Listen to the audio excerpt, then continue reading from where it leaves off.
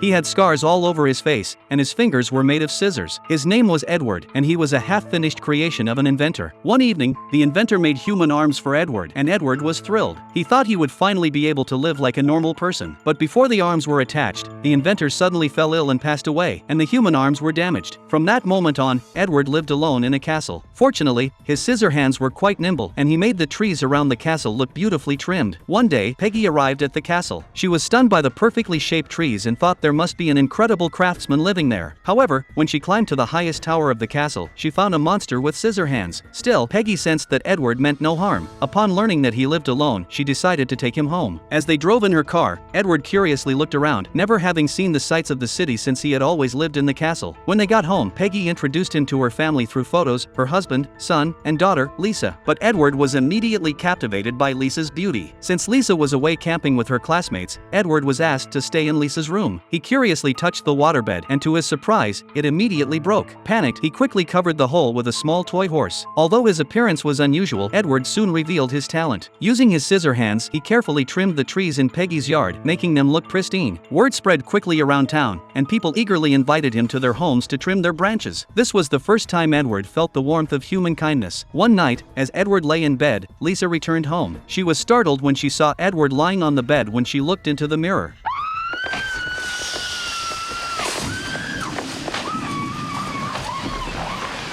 Their first meeting was a bit awkward, but Peggy introduced them to each other. At dinner one evening, Lisa's boyfriend Jim mocked Edward. Edward had hoped to impress Lisa and tried to cut her meat for her, but in doing so, he accidentally got some food on her clothes. This only made the situation more uncomfortable between them. From then on, Edward focused on trimming trees. He even kindly offered to trim a pet dog's fur, and the dog instantly looked completely different. Afterward, more and more people asked him to give their pets stylish haircuts.